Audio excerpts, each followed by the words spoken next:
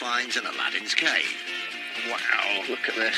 Full of magic carpets. Can you do them all at 60 each and I'll have them all? At a Lancashire railway yard, he has a brief encounter with some first-class fittings.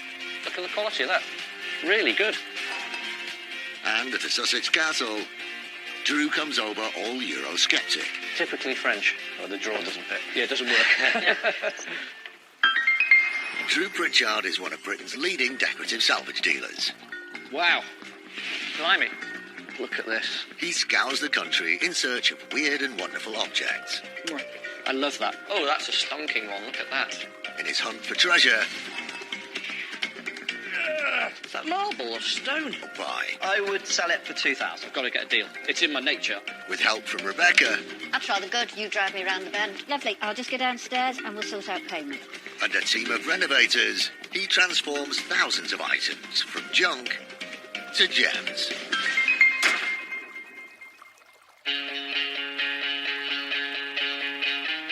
There's 12 altogether. Drew bought them as a job lot. They're a fantastic run. At the headquarters of Drew Pritchard Antiques in Llandudno, Rebecca is going for the hard sell on a large consignment of Victorian grocers' tins. Oh, well, if you're going to take the whole 12, of course, we'll do a deal. And I tell you what, we'll throw in the scoops. Though Drew does buy and sell a lot of unique one-off pieces, the clever money... I find it's always better to buy in large runs. So I can buy multiples of chairs, I can buy multiples of lights, multiples of tables. There's much more profit to be made by trading in large numbers. And it opens up whole new markets. The interior designers love it when Drew buys in bulk, because if they're working on a huge brief, it makes their life so much easier, because they just buy the whole lot. What we then can do is help people complete projects, so an entire restaurant, shop or house interior, and it's something we're known for doing. It's a good business model to have, but it's hard to find the stock.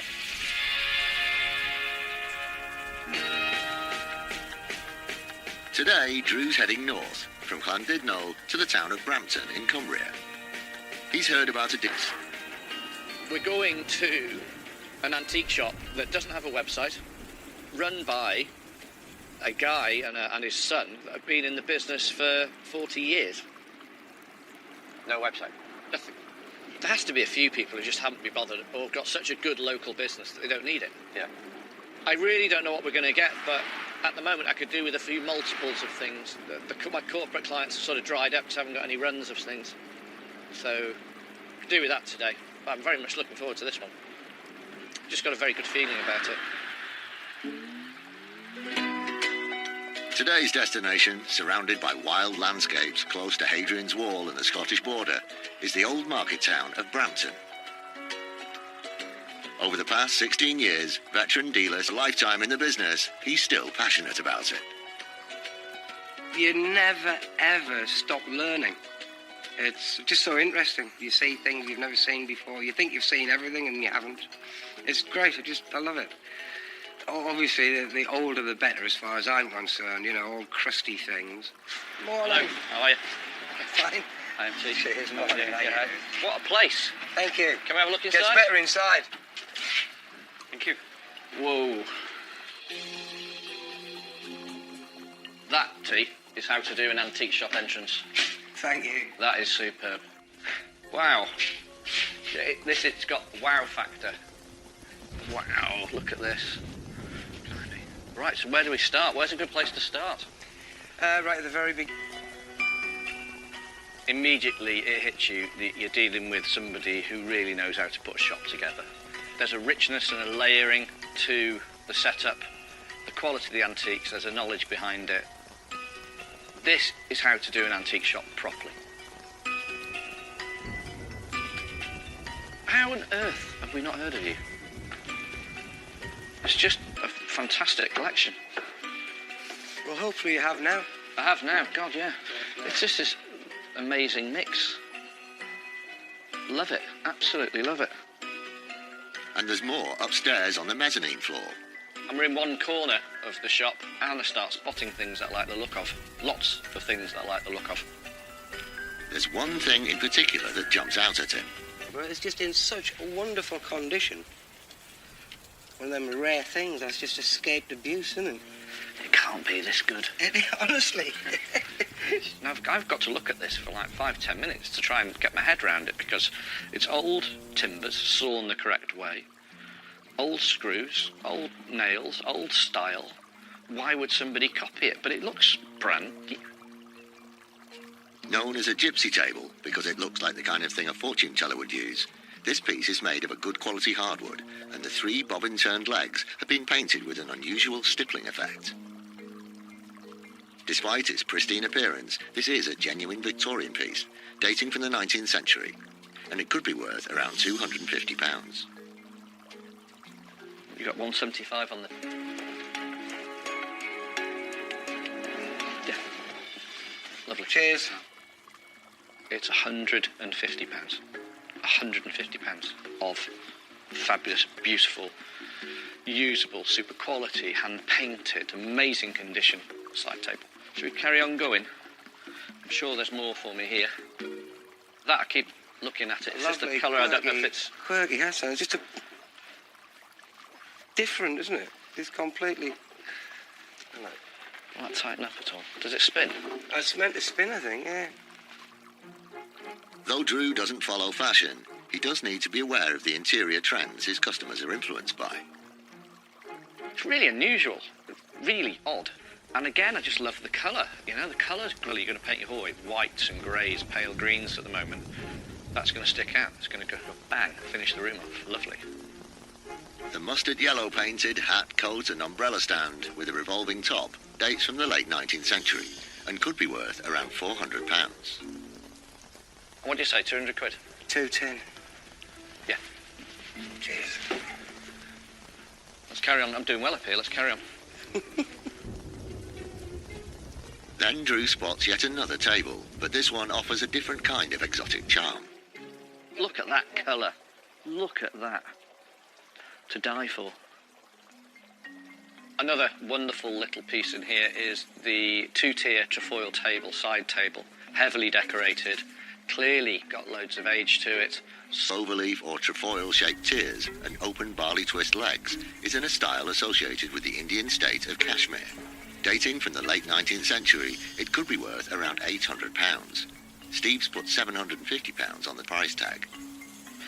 There's nothing left on me with that. No, but it doesn't want to be that. It can be. It's done at 600. 600? Good. I hope you do well with that. Well, we'll see if I can It's the type of thing I love, and do you know something? You're the only person to ever look at it. It's not shy and retiring at all, but it's beautiful. It's country house. It just is. You know, but it's a bit boho, chic. You know, it's got all that going on as well. So I rate it. I think it's great.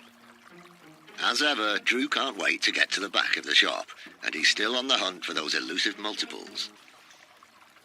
This there, is that a period one? Yeah. A bit of age to it. Have you got any more of these? Got loads downstairs waiting for Of you. this type? No, it's the Kiln flat woven ones. No, Yeah. I don't think I have. All right, how much is it? £100. Oh, yes, please, thank you very much. Got any more? 150. Too quick, that was. Yeah. Oh, it's far too quick. Yeah, lovely. Damn it. We've got some more to see of those. Yeah, I've got loads of rugs down in the other room. Finding a run of rugs is exactly the sort of deal Drew was hoping for at such a big antiques emporium, as long as they're up to scratch. So what have we got in here then? Got some lovely rugs. That's what I want at the minute. These are What are they, saddlebags? These are huge saddlebags, yeah. But normally these loops would go through here. Yeah.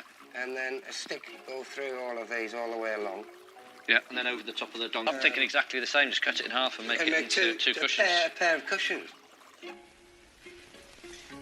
Oh, there's another one here. All right, so how much are they? £65 each. 65 quid each. What's that carpet there, that small one? That's a little antique one. 70 quid.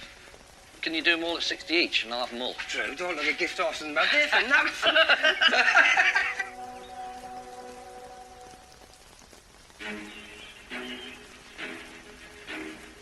Doyen of dealers Drew Pritchard has discovered a real treasure trove at Cumbrian Antiques in the border village of Brampton. Now he's bidding owner Steve Summerson Wright for a pile of oriental rugs and saddlebags.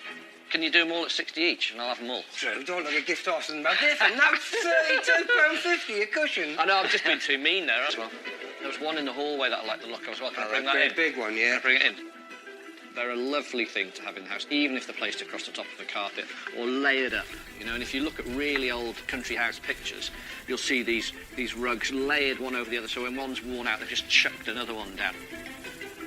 Jasper, are you coming to help me sell some carpets to Drew? You keep your fleas to yourself, mind. That's a Persian rug. A real one, yeah? That's gorgeous. It's the real deal. Look at that. $2.95 you got on the ticket. $2.30, Drew. Bargain for you. I'm buying a Persian rug for 230 quid. Thank you very much. A genuine Persian rug, made in the country now known as Iran, is hand-knotted, not machine-made, and Moo spends £865 on a total of 10 carpets, the pièce de résistance being the Persian one. It's adding that thing that I want at the moment, which is colour. Simple palettes in the background, then loads of colour all over it. I think that, for me, is what I'm about right now. Today, as you can imagine, has been superb. I bought a load of stock that's ready to go. I can sell it tomorrow at the right money, and I've made a superb new contact, a new place I'll swing by regularly. The condition of the little table is shockingly good. Great value for money. You know, he's leaving plenty of meat on it for me. And he's making a profit too. Happy days. Another bobbin-turned leg table, little gypsy table, tripod table that's next to a sofa, and they're perfect for that. We bought 10 rugs, killings, whatever you want to call them.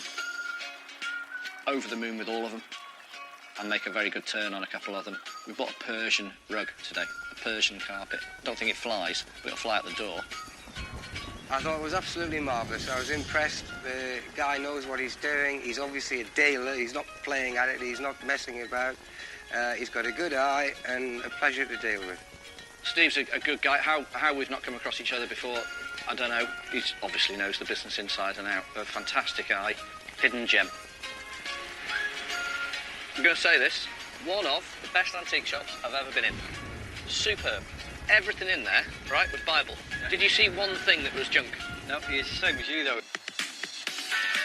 With a great run of rugs in the back of his van, Drew's hoping his next call could deliver even more multiples. He's heading straight to Carnforth in Lancashire, to one of the UK's grandest vintage train operators. West Coast Railway, this is the real deal. This is old steam engines being used in a commercial way on a daily basis. But it's a big place. I expect lots of good stuff and multiples of stuff as well. What out of a train would sell the best and what's from a carriage? The overhead racks sell well, the interior lighting sells well, the signage, all of that sells. Anything to do with trains sells. It's all pretty good design as well, especially the sort of mid-century onward stuff. The design of that's really good. The station at Carnforth is a little bit... Right next door, West Coast Railways restores the jewels of Britain's rail heritage to tip-top working condition, to be hired out for luxury day trips on some of the UK's most celebrated scenic routes. The most famous of their 7 steam engines is also a movie star, the Jacobite, otherwise known as the Hogwarts Express in the Harry Potter films.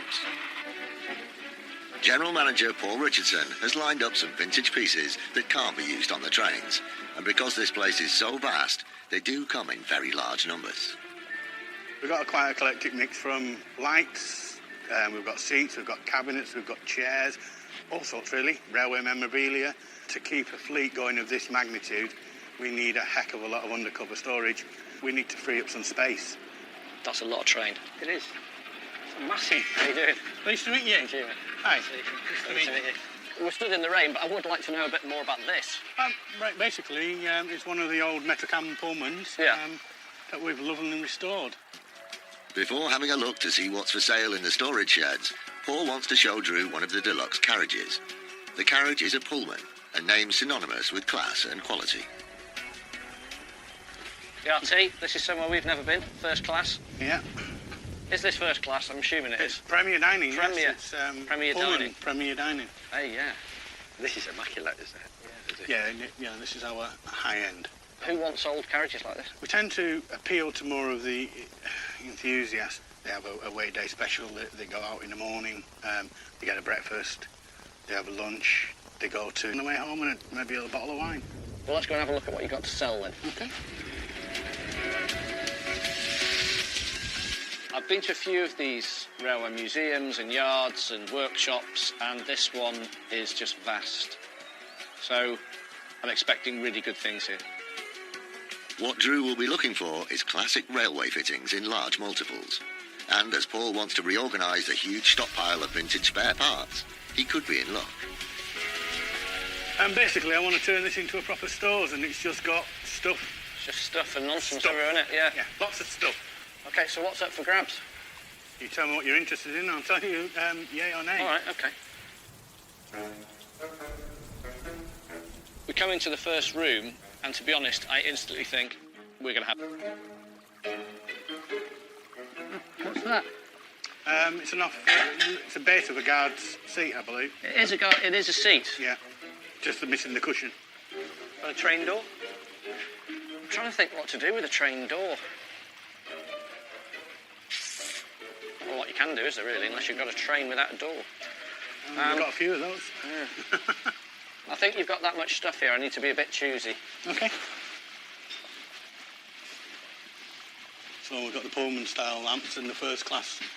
I call them like a shower cap Yeah, style. They've got a They're raw quite bracket. good, aren't they? Look at the quality of that. It's really good. Glass Oh, shades, yeah, look at that. shades, yeah. Ah, quality. Really good shape. Glass fitting, very much of its time. Love it or hate it. And then with a really nice toggle switch on the small ones, and there's lots of them. The cast alloy and opaline glass lights date from the late 1950s. Originally used in Pullman carriages as both table-mounted and reading lights, they all had to be removed as glass shades no longer meet health and safety guidelines on trains.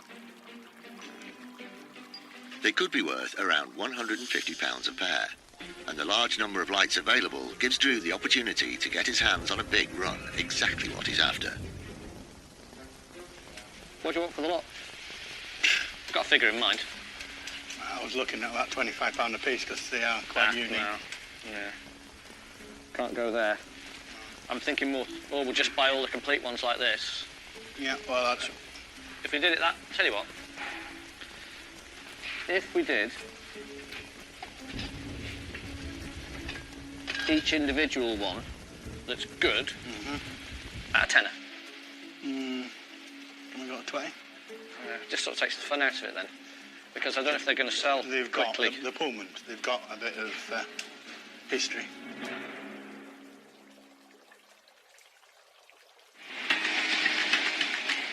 Salvage specialist Drew Pritchard is at West Coast Railways in Lancashire, and he's going for a bumper deal on a pile of top-quality light fittings from a Pullman carriage.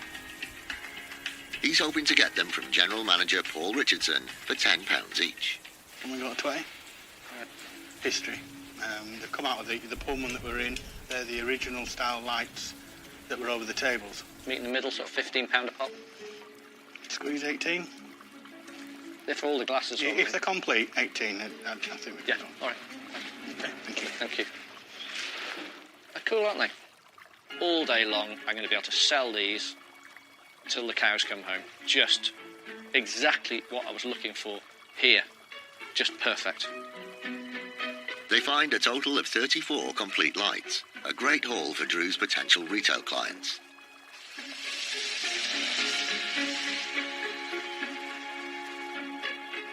Next, Paul takes Drew to a part of the site that used to be a museum. After years of disuse, there are still remnants of the... Just be taking elderly and the infirm down the track, Yeah. and then lift them on the train. Don't say anything. I'm not saying a I word. knew as soon as I Gonna said say a that, I word. thought he's going to say elderly and infirm. We need that. You don't normally buy things like that. No, but it's got a little bit more to it than that, hasn't it? It's a little bit more. You can see that in the sort of hotel waiting room, lobby sort of entranceway maybe. This station wheelchair, used to help disabled passengers onto trains, is made of timber over a wrought iron chassis. Probably dating from the 1900s, it could be worth around £350. I'd go 125 quid. That's a fair price. It needs quite a bit of work, doesn't Yeah, it? it does. More than you. Thank you. Lovely. Thank you very much. Never seen that one there before, and it's very original. There's nothing missing from it at all. So usually I wouldn't touch this with a barge pole, but it's so original I just can't walk past it. I've got to buy it. Next shed, please. Okay. Yeah. Next, Paul shows Drew to a storeroom where he's keeping some old cabinets and other spare bits of furniture, including a well-worn leather chair. Will you sell it? Yeah. Funky enough. I like the leather's warm. Out of his charm. Yeah. If it was a single, Drew might not be quite as interested, but Paul has promised that there are more of the blue leather chairs in storage nearby. 1, 2. Frames are not the most popular, but the leather on them is really nice, isn't it? Saleable? Yeah, definitely. But my worry is why would you put seat covers on them? You only put seat covers on if there's something wrong with them. Some of them have got loose covers over the seat, thinking the worst, thinking they're absolutely wrecked underneath this. Do the usual, cut the covers off, see what's underneath them. Oh, sorry, do you mind if I cut these covers off? Well, it doesn't now, does it? They're not that bad. 2 of them have got 2 splits, and 2 of them have got 1 split. That's it. And they're only tiny. It doesn't matter when the leather's this good. The chairs, which come from the dining car of a very special VIP train, are a great find because there are 6, a rare matching set. It's £100.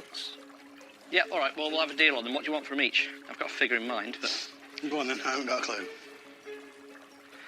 50 quid each, 300 quid for the 6. Brilliant. Marvellous, thank you. Yeah, super.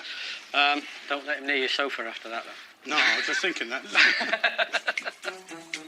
That's a good number. You can do a nice big dining table. You've got options with them. That's the good thing. Got options. Keep the price down, and they'll sell quick.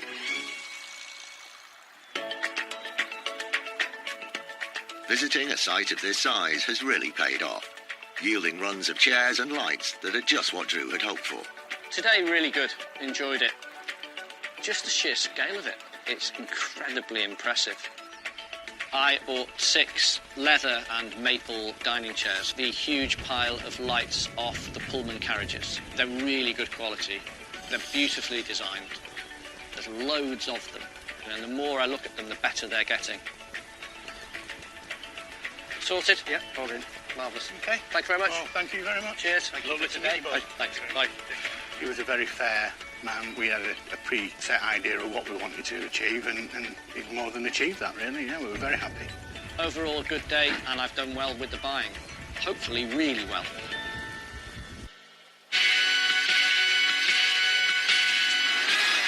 Drew makes his way back home to Llandudno, happy that he's got his hands on some more great runs of items, ideal for his retail and commercial clients. Good time? Good You look time. pleased with yourself. He's smiling. I am. Smiling. Always. Pullman carriage lights. Oh, now these should be special then. Oh, yes. Oh. Yeah. How fabulous. The quality is superb. Oh, they're lovely. I How love nice those. are they? You can do an entire hotel. The Pullman lamps are special. I think there's 34 altogether, and we haven't had anything like that before. And the provenance to say these came off a Pullman, I mean, that's fab. And then the booty from Cumbrian Antiques, starting with the great run of rugs. I bought 10 rugs.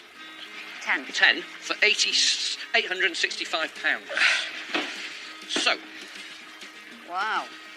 he'd been the day before to an auction Yeah, and bought the whole lot cheap. like that. This one, brace yourself, a real, I was going to say, is that a proper that's a real Persian rug. Really nice, Nick. That is. 230 quid. That's such a good price. You couldn't buy a rug of that quality anywhere, not even in a department store. You'd be paying fortunes for that sort of look. Look at the paint on that. Good grief. £150. Can you look? It looks like, It's like new. it's sort of aboriginal. I know, Isn't it's it? odd, isn't it? It's like that dot sort of... Dot painting, yeah. Yeah. If you look really closely, it's been sort of stippled. all over on the legs. Sort of slightly... 50 Wow. quid. No chewing gum. Ready to sell. To find an antiques dealer who's been in the business so long, 40 years, with no online presence, is very strange.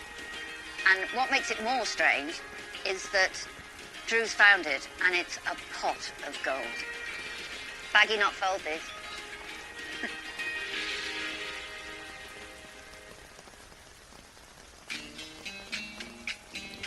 Carl goes straight into his workshop to get to grips with the first of many Pullman carriage lights.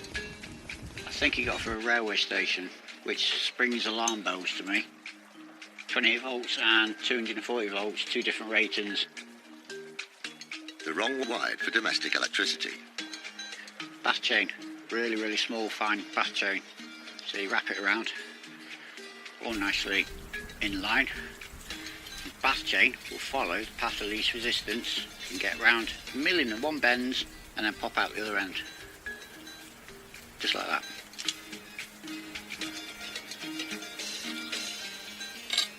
Quite nice, that. And about 500 to go.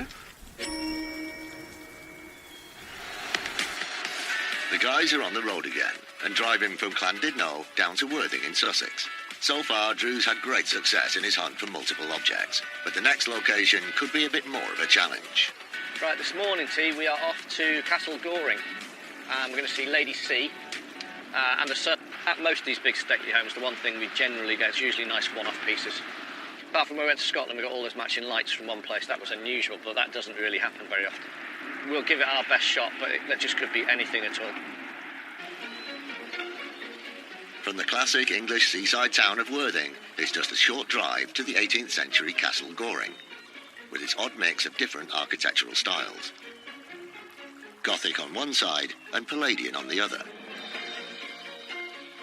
It was the home of romantic poet Percy Shelley, but after he drowned in Italy aged 29, his grief-stricken widow Mary, famous as the author of Frankenstein, sold up. The current owner is royal biographer Lady Colin Campbell, who has immersed herself in restoring the tottering wreck to its former glory, with the help of a... Went down, had a look. When I was walking through, I thought this place feels like home. When we first came and visited it, it was absolutely derelict. But then the amount of time and effort we've put into it, it's flourished.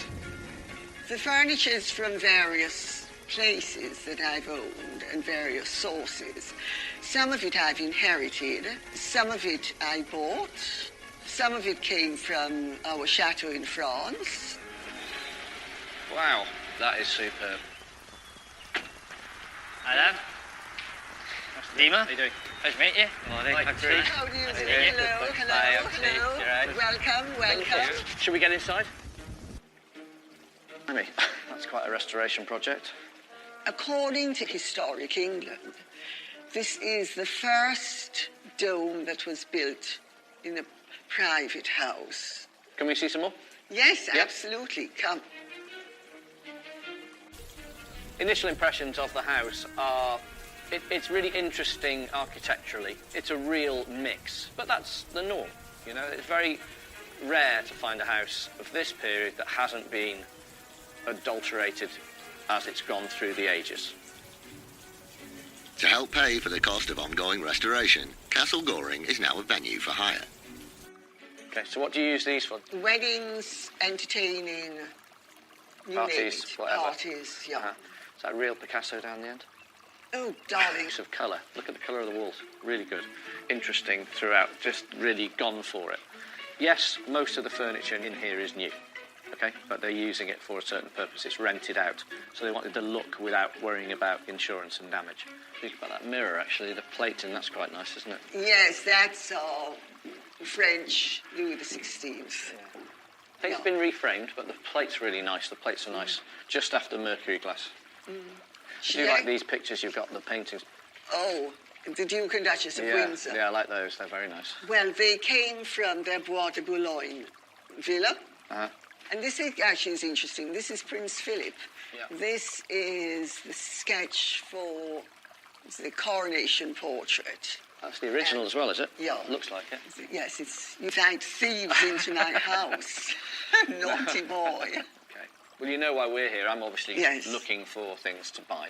I would have to hear what you were interested in. Okay. Well, And should we have then a we wander could take around it. and I'll see Yes. if I can spot anything? Okay. So there's stuff everywhere. What about this? Do you have a pair to this? No, I'm Have a afraid partner? not. Just one. That's a shame. Just Nice one. top. This is okay, but the top's quite nice, isn't it? Would you sell this one? Possibly. I'd probably buy it just for the top, Possibly. actually. They've got a very simplistic-looking console in the corner, so it's pine, veneered in mahogany, and then it has a faux marble top painted on slate. For the layman, it's slate being painted to look like marble, and it's French, turn of the century. Typically French. Yes. Yeah. Yeah. Well, the drawer doesn't fit. Yeah, it doesn't work. Yeah. Well, that's very French, of course. Yeah. The top itself is worth between £300 and £400 for the whole thing, in the condition it's in. But it's just buying that for the top, actually. Can I think about You it? can think about it. Because Think I about it. bought this in France and I think I paid a lot more for it. I'm not that fussed that it wasn't enough to buy the console, but what it did, it started the conversation. It got money being talked about. It got selling things being talked about. Because all I'm seeing at the moment is reproduction furniture. I need to go to where the good stuff is, and it must be here somewhere. Okay. Yes, So this decoration to the corner, so you're going to leave that, I should imagine. absolutely. Yeah. Absolutely. Yeah, there's no need to redo that, is there? This is the most original room I've seen in the house so far. It's got all the original painted decoration to the cornicings and plasterwork throughout the room. It's never been touched. That's really interesting for me to see paint schemes that are well over 200 years old that are still intact. Because you can learn, you go, oh, right, look at the sort of colours they were using. Isn't that interesting? As well as the stunning original decoration, the room has something else, a pile of unwanted paraphernalia for Drew to rummage through. That's nice. What? Oh. This is nice. Where did this come from? I got it in So there's logos on it then, or is it just chance? total coincidence. Total coincidence. Okay. The piece of velvet fabric with the initials CG embroidered within a floral motif dates from the early 20th century and could be worth around £300. I can't go down the shop and buy old fabric. It's hard to find and it's expensive. So whenever I get the opportunity, I'm always going to buy it. And anything with a monogram on it like that, that's just pretty, in the middle of a big ottoman or big cushion or wall hanging, it's more interesting for somebody and it adds that layer of history that people who buy my sort of thing generally want. What would you like for it? Well, you make me an offer and it has to be at least what I paid for it. Okay. It's not going to be a huge offer, I'm afraid. That's okay. Because it would have been if you'd have said, yeah. Actually, it is from the castle now. Yeah. But no. It's worth to me a couple of £100 maximum.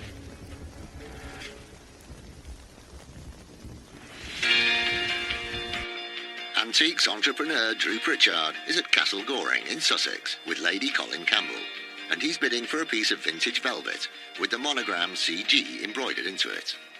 It's worth to me a couple of £100 maximum. Deal? It's yours. Marvellous. Yeah. Thank you. I'm buying loads of fabrics at the moment.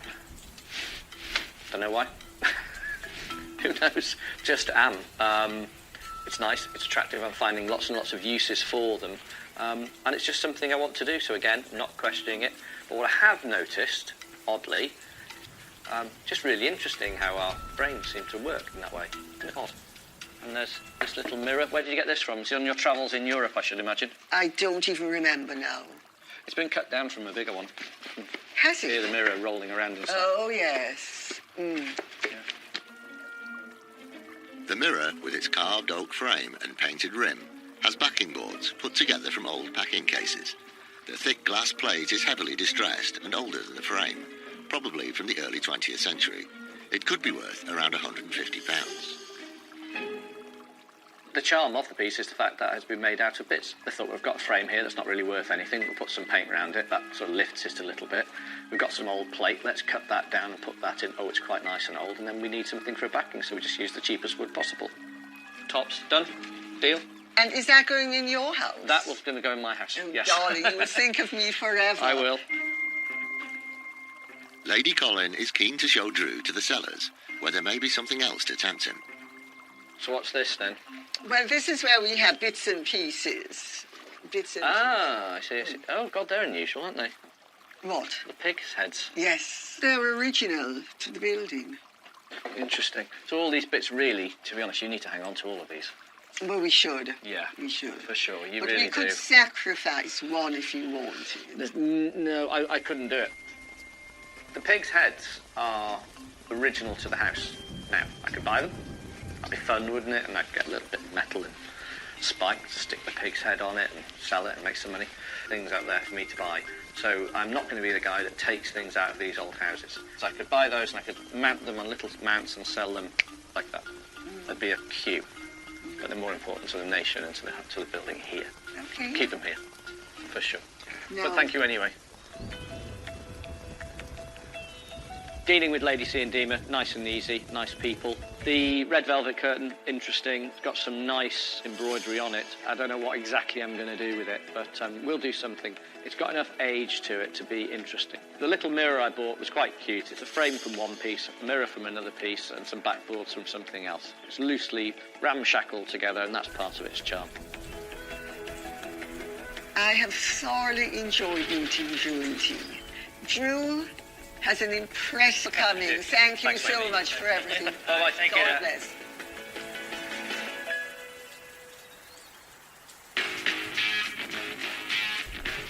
Although Drew hasn't bought any runs of things today, the embroidery does add to his stock of textiles when combined with the rugs from Cumbrian Antiques.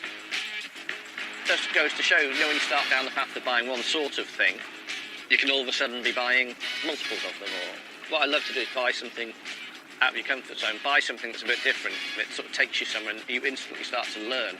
Because you only learn about something when you buy one. Yeah. If nothing else, it was worth doing that today.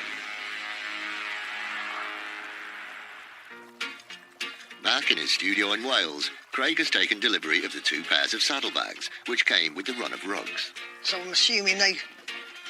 His task is to convert them into cushions. First step, separate the 2 bags. After checking the dimensions, Craig cuts some sheer fabric to make an inner cushion pad. The case is filled with fire-resistant foam crumbs. If we filled them with feather, they wouldn't, because of carpet, they just wouldn't keep the shape. You'd have need so much in it that it wouldn't be cost effective. The final seam seals the inner cushion. So now we've made our interior. Got it in here. The last step is some old-school hand stitching, using a waxed thread and a curved needle. So when I pull this now, those stitches now will disappear. Snip it off. There we go. One cushion. 4 of the cushions are retail ready, and together with a pile of rugs from Cumbrian Antiques, are waiting for buyers with a taste for textiles. It doesn't take long before the other new items start flying out of the warehouse. The hat stand from Cumbrian Antiques catches the eye of an up-and-coming interior designer in London's Camden Town. The blue leather chairs from West Coast Railways are snapped up by a very discerning dealer in Venice Beach, California, and have been packed off across the Atlantic. And Drew's decided not to keep the mirror from Castle Goring after all, but it has instant appeal for a retired farmer in Cumbria to set off the newly refurbished drawing room of his 17th century home.